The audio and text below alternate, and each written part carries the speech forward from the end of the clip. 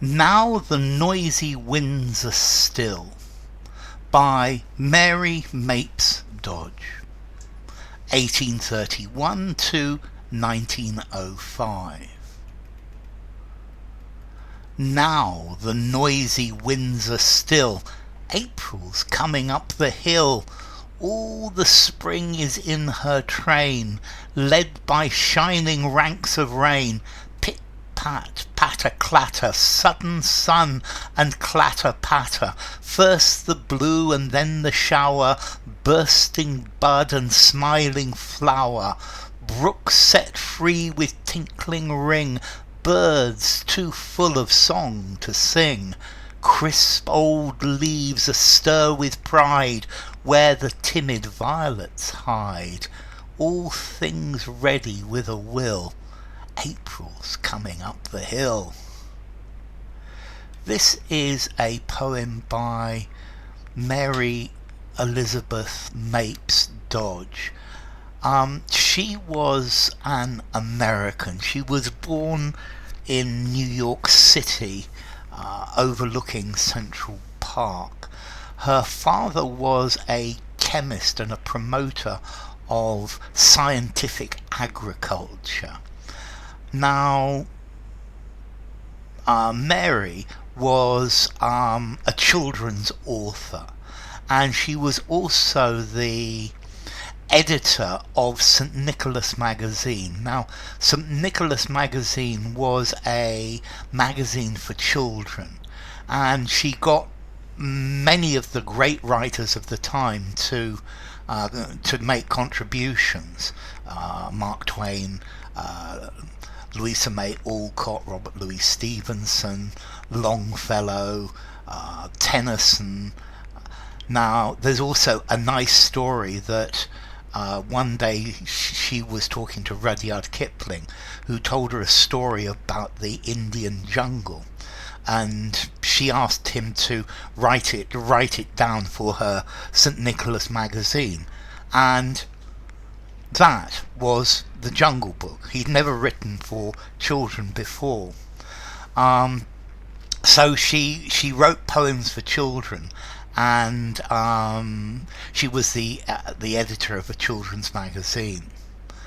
Now the noisy winds are still. This is about April. It's about spring coming, the coming of spring. Now the noisy winds are still, April's coming up the hill.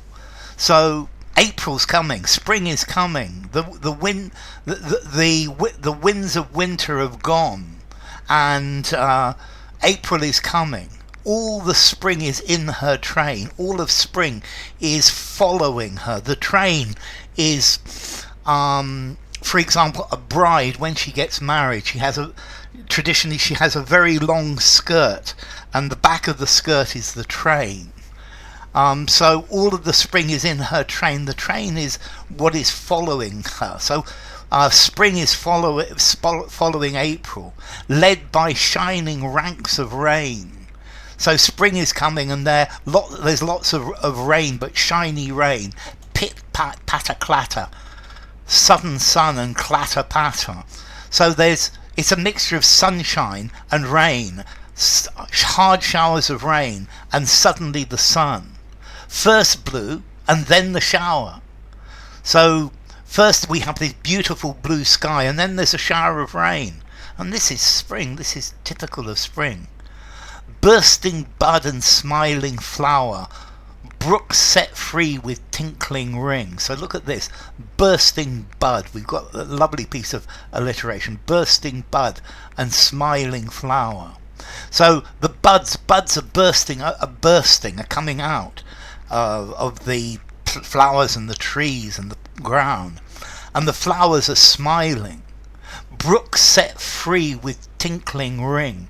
So the brooks, the rivers, which were very small, have grown because it's been raining, and they ring with this tinkle, tinkle, tinkle of water. Birds too, full of song to sing, and the birds are full of song. This poem is full of happiness, full of life, full of energy, full of the renewal of spring. Crisp old leaves astir with pride where the timid violets hide. This is a lovely description.